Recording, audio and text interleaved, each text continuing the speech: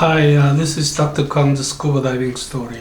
Today's story is about hypertension and diving.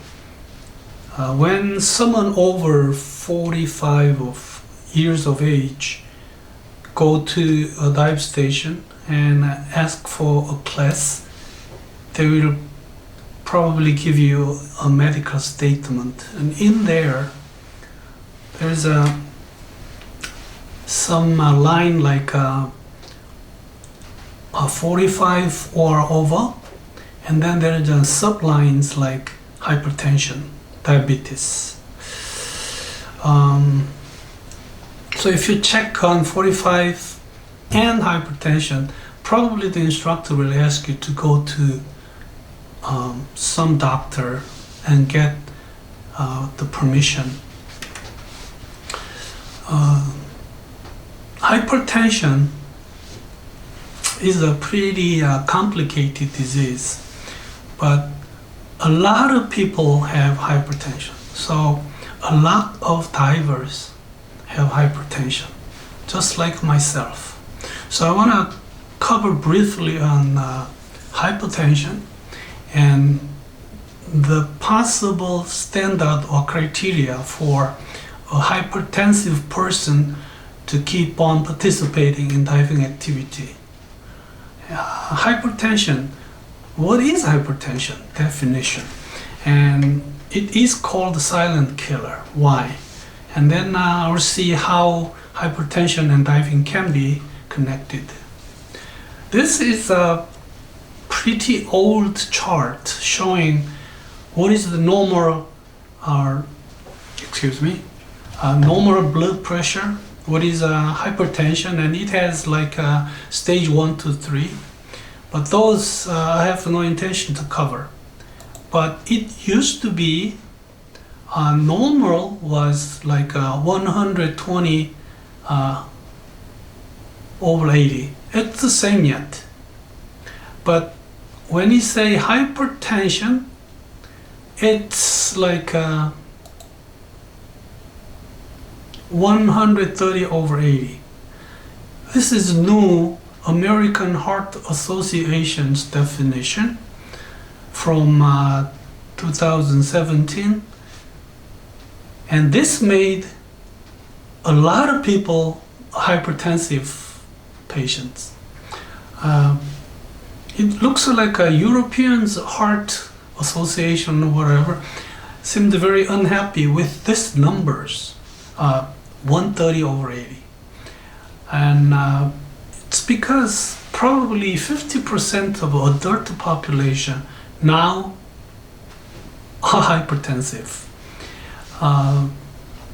There certainly is a lot of people, even in Korea, with this new criteria. There's more than 10 million people with hypertension. It's over 50% of senile people.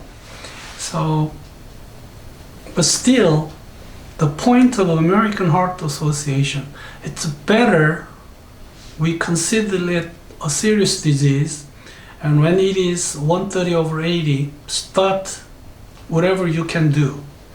Medication, probably we can wait, but still we have to be very careful about the diet and take some exercise.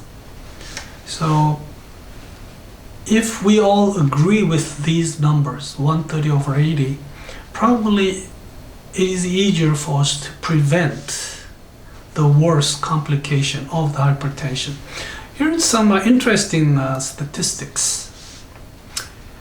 69% of first heart failure or hypertensive. 77% of a first stroke patient, 74% of chronic heart failure or hypertensive.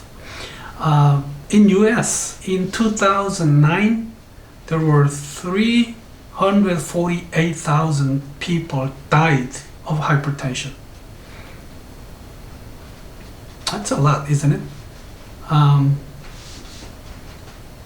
This really surprised me. The medical cost regarding hypertension it was even for me, this was even difficult for me to understand how much it was. Like $47.5 billion per year. It's a lot of money, isn't it? So maybe for insurance, medical insurance, if they spend a little more money on teaching people how to take care of this, probably they will spend much less money. So, but still there's another statistic, which is just a little less than 50%, 47% of hypertensive patients, they are not under control. So, which means more than half are still not being controlled. Control, medication. Control, diet. Less sodium. In Korea, we have a very good food named kimchi, and it is very salty. There's some controversy on that food, which I cannot live without. 30% of the whole world population now is hypertensive. Okay, it is called a silent killer because for a long time you live with hypertension without the symptoms. So until the disease really gets very bad, until it complicates many other major organs, you just live with it. So once you have the symptom, that means you're in a very serious condition already. That's why we call it silent killer. You find out that you have hypertension, you have to take care of it. You have to do something. People hate to begin to eat or take medication because it is a medication. It's a drug. They don't like to take it. You don't want to take it? Okay, go ahead. Don't take it. But you have to take good exercise, preferably aerobic exercise, and diet. In Korea, we have some really good food like kimchi. We also have a bean curd soup, which is also very salty and spicy. They have some good part for sure, but still they are so salty, and it's we certainly need to do something about that. So by the time the symptoms shows out, severe complications already might be there. What about diving? Hypertensive divers can dive if blood pressure is under control, which means 120/80, 10 minutes after rest. You can't take your blood pressure after a few miles, after running, even walking. So whenever you check your pressure, you have to take a good rest, minimum for 10 minutes. And then most hypertensive drugs, they are okay with diving. They don't really give you any neurologic sequelae, But long-term patient, if you were hypertensive for many years, then you must check for secondary complication to your major organs, including heart, liver, lungs, Routine and frequent checkup is also necessary if you want to dive. And the complication of disease and complication of the treatment didn't really bother your major organs. So to participate in diving, let me conclude. You should have 120/80 or below. It's a normal blood pressure now.